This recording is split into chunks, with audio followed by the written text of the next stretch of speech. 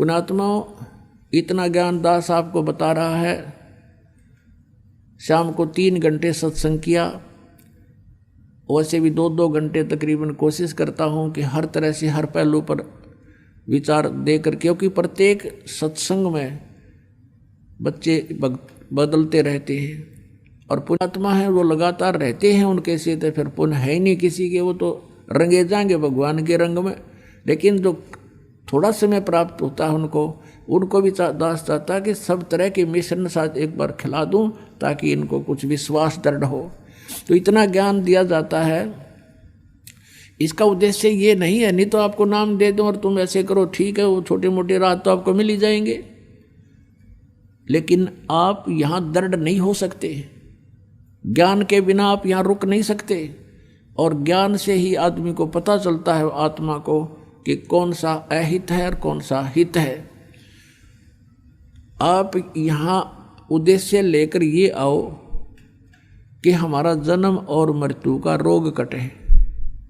ये रोग नहीं कटाते, ये छोटे मोटे रोग तो ईब एक कट गया तड़के दूसरा शुरू हो जाएगा।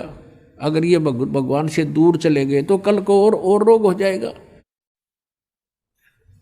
तो हमने परमात्मा की शरण में रहना है, और जो आपको आवश्यक वस्तु होंगी देगा भगवान, आपको अवश्य देगा, और ना भाग्य में होगा तो भी देगा।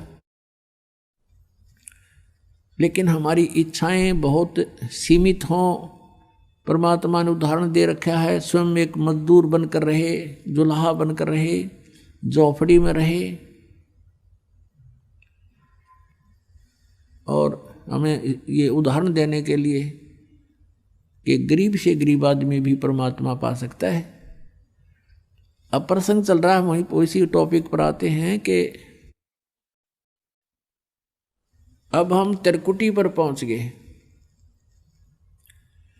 त्रिकुटी पर पहुंचने के उपरांत अब उस सतनाम के 2 मंत्र हैं, उनमें से एक मंत्र का अकाउंट हमने त्रिकुटी पर देना है, तब हम आगे प्रस्थान कर सकते हैं, नहीं वहाँ से आगे नहीं जाने देगा ये। तो वहाँ परमात्मा आएंगे इस दास के रूप में, गुरु के रूप में, और जिस भी पुण्यात्मा की जैसी आस्था इस दास के प्रति आज बनी हुई है तो त्रिकुटी पर भी ऐसी ही होगी।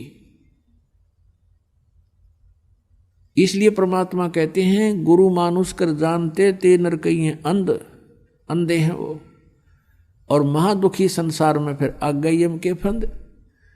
आपने गुरुजी को परमात्मा के तुल डील करना है। ये दास भगवान नहीं है, मुझे अपनी औकात का खूब पता है, लेकिन आप जी ने इस दास को एज ए रिहर्सल और इस जन्म मृत्यु के रोग की इस प्रॉब्लम को सोल्व करने के लिए, हल करने के लिए मानना पड़ेगा गुरु जी हमारे भगवान हैं। अब जैसे एक ऋण, गणित के अंदर ऋण का एक प्रश्न आता है, उसमें मूलधन ज्ञात करना होता है। वो मूलधन करोड़ों अरबों का होता है, रुपए का। उस करोड़ों अरबों रुपए के मूलधन को प्राप्त करने के लिए सपोज करना पड़ता है, मानना पड़ता है, मान ले मूलधन 100 रुपये, और फिर उससे हमारी वो प्रॉब्लम सोल्व हो जाती है।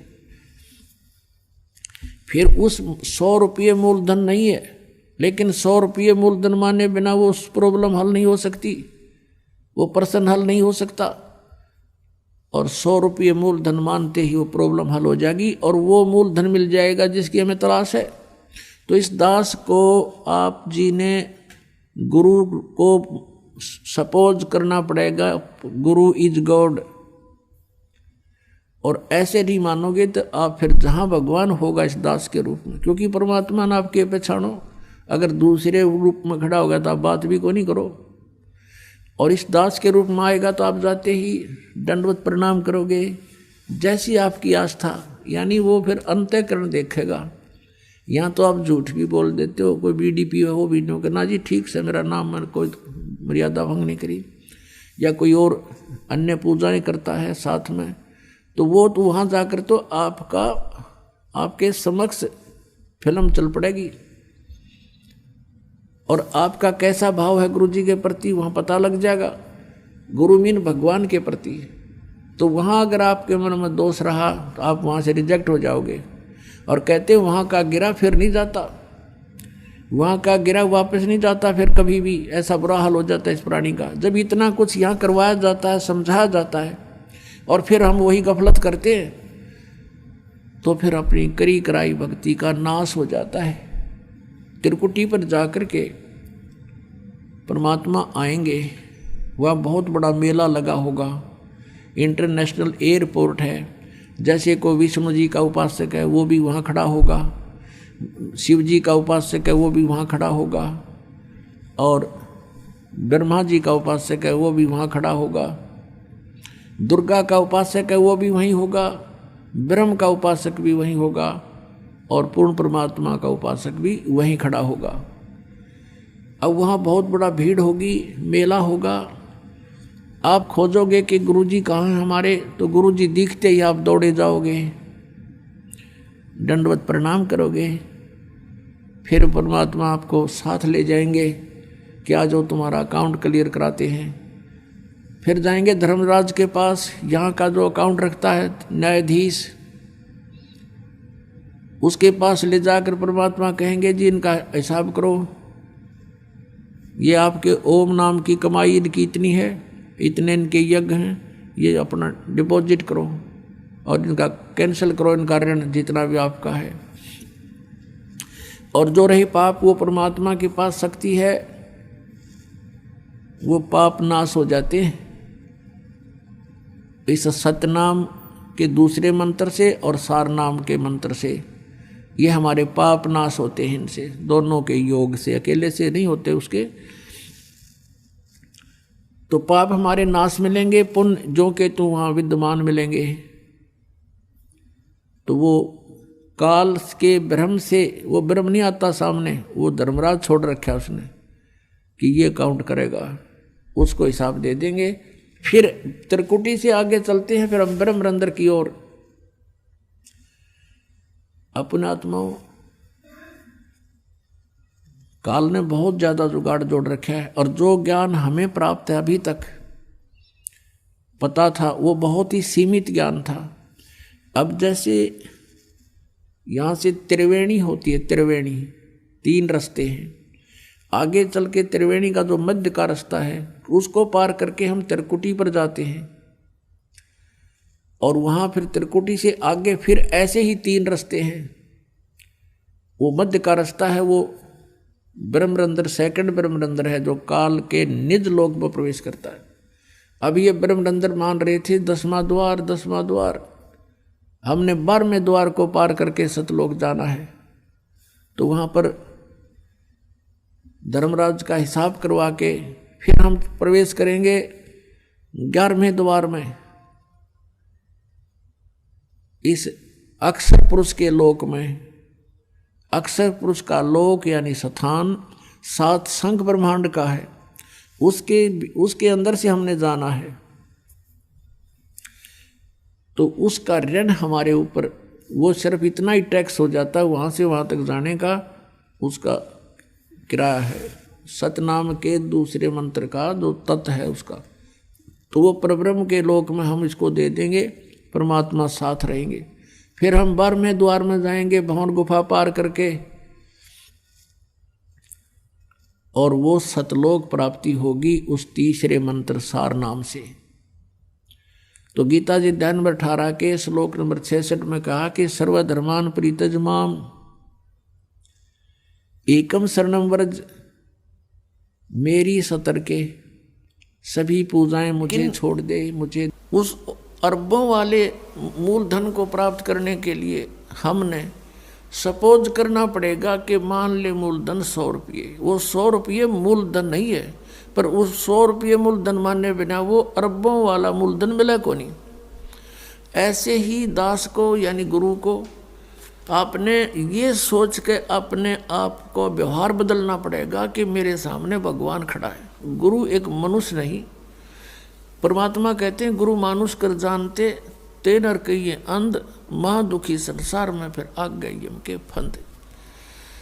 गुरु को मानुष जोग ने, अर्प करे चरणामृत को पान, ऊ चरण धो धो पीवारू मानुष गिने, ते नर नर कह जावेंगे युग युग होवे समान। चाहे भक्ति भी कर रहे हैं। अब ये मर्यादाएं आपने अपनानी पड़ेंगी, अपना व्यवहार बदलना पड़ेगा, अपना स्वभाव बदलना पड़ेगा, आधीनी में आना पड़ेगा। हमने आधीनी बिना भगवान नहीं मिले। हम अभिमान कितना कर सकते हैं, किस चीज़ का कर सकते हैं? अगर शरीर का करते हैं, उच्च जाति का करते हैं, शरीर में 1 मिनट में अधरंग मार जाए, पड़ा पड़ा बांगा मुंह हो जाए, मुंह में माखी बढ़े और लकड़े हाथ से हटा भी नहीं सकता। बता इसका क्या अभिमान करे प्राणी। आज उच्च जाति में है, कल मृत्यु हो गया, गधा बन गया। वह जाति के काम दिया उस जाति और मजहब ने। तो हमने हर तरह से अपने इस मन के जो पर हैं बकवाद करने के, ये सब काटने पड़ेंगे, इनको ठीक करना पड़ेगा। तो ये ज्ञान से होगा। तो जब हम गुरुजी को एज ए गॉड ट्रीट करेंगे,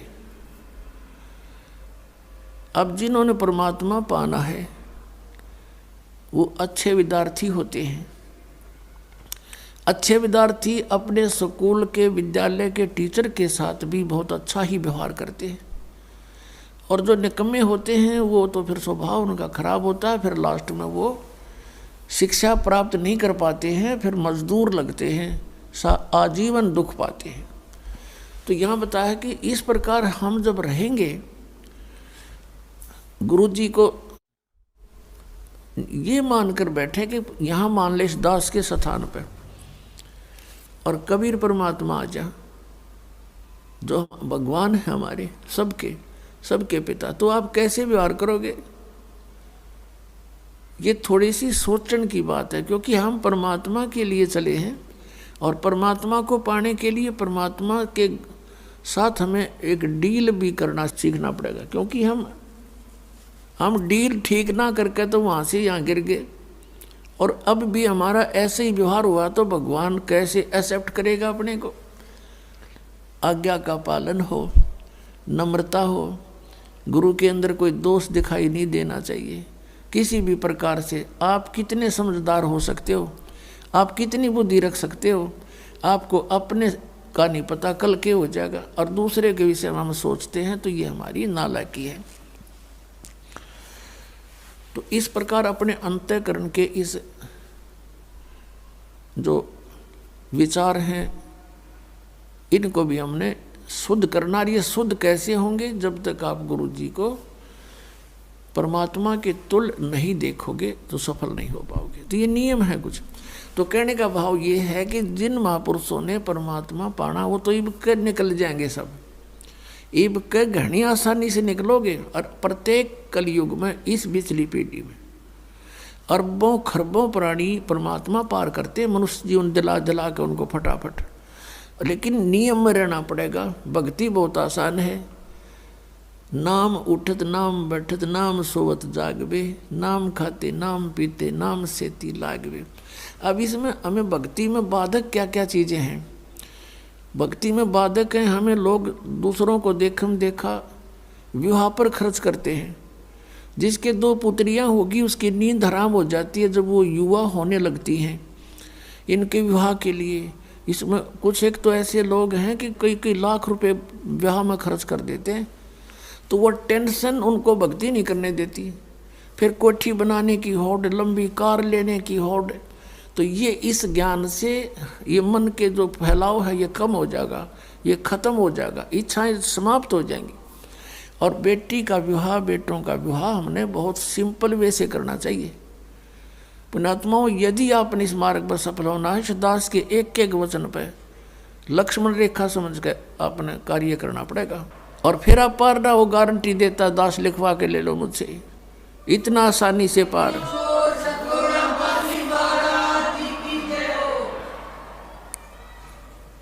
इन कार कोठियान के सिर में मारेगा, सारी उम्र खो दी इन कोठी बनाने में, कार खरीदन में, और कल मृत्यु हो जा। गधा बना फिर कुत्ता बन के अंडे सैर से पट्टे करता। तो ये हमने ज्ञान नहीं था, हम देखा लाएंगे। अब बच्चा जो है बचपन से कोई बुराई नहीं करता, 90% बुराई या जो भी क्रियाएं हैं समाज से सीखता है। अब देखा कोई बालक ऐसे सिगरेट पी रहा लंबी लंबी करके, तो दूसरा भी शुरू करे, जबकि उसको एक्सेप्ट नहीं करता शरीर उसका।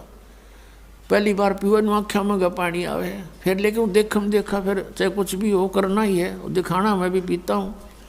तो ये बकवादें छूट जाएंगी। हम सबसे पहले सब बुराई हटानी पड़ेंगी, फिर वो टेंशन खत्म हो जाएगी। जैसे मजदूर है बेचारा, अब वो काम कर रहा है, अब उसको टेंशन है कि 2 बेटियां ब्यानी हैं, कैसे करूँगा, उससे ये लाना है, उससे ये लाना, ऐसे करूँगा, कहाँ से पैसे लूँ। और फिर जब ये समस्या परमानेंट हल हो जाएंगी कति। और वैसे नहीं, ये ज्ञान होगा। जैसे आप किसी से दहेज लेते हो, तो वो दहेज कोई वैसे थोड़ा ही है, उसका पैसा आपके ऊपर ऋण हो गया। अगले जन्म में मनमाना उसका गधा बन कर देना पड़ेगा आपने। परमात्मा कहते हैं तुमने उस दरगाह का मैल नहीं देखा और धर्मराज के तिल तिल का लेखा। एक एक पाई का हिसाब करना पड़ता है वहाँ पर। तो हम क्यों सिर में दर्द करें? 2 रोटी खानी, 2 कपड़े चाहिए, सारे साल में कुर्ते पजामे, बस काम चल जाए। तो इस प्रकार हमने इतना नॉर्मल होना पड़ेगा, ऊंच विचार रखा, भगवान में श्रद्धा बढ़ाए रखकर, फिर भी किसी वस्तु की आपको आवश्यकता होगी, भगवान दूर नहीं। जैसे कल आपको कथा सुनाई थी कि परमात्मा अनंत कोट ब्रह्मांड के स्वामी एक झोंपड़ी में बैठ के और 120 वर्ष बिता के चले गए, 120 वर्ष, और कपड़ा बुनते थे अपने हाथ से, और उससे जो मेहनताना आता था उससे अपने परिवार का पोषण करते थे। परिवार उनका अपना कैसा था? एक मुंह बोले माता पिता थे 2, जो कमल के फूल से उनको उठा कर लाए थे, और एक पुत्र एक पुत्री थी जो मुर्दे जीवित किए थे, एक दरिया में बहता हुआ जा रहा था। शेख तकी एक धार्मिक गुरु था सिकंदर लोदी राजा का, उसको सोचा था कि ये शायद यूं ही मान ले। उसने शर्त रख दी थी कि कबीर कोई मुर्दा जिंदा कर देगा तो मैं इसको अल्लाह मान लूँगा। परमात्मा ने सोचा था यदि एक शेख तकी पूरे मुसलमान धर्म का वो हेड था भारतवर्ष का, कि यदि इसकी बुद्धि ठिकाने आ गई तो सब मुसलमानों को कह देगा तुम भक्ति कर लो और इनके पास बढ़िया मार्ग है, ये परमात्मा आए हैं। तो उन्होंने इस सोच करके एक मुर्दा किसी ने बहा दिया था। जल प्रवाह कर देते हैं कुछ कबीले, उनको ना जलाते हैं ना दबाते हैं मिट्टी में। तो वह सैकड़ों व्यक्तियों के सामने परमात्मा ने वो आत्मा धर्मराज से छुटवा के वापस के छोड़ इसको वापस और जीवित कर दिया था। और वो बच्चा फिर 12-13 वर्ष की उम्र का था। वो कबीर साहब ने अपने साथ अपने पुत्र के रूप में रखा था। उसने आत्मा ने ज्ञान हो गया था कि हमारा पिता तो वास्तव में ये है।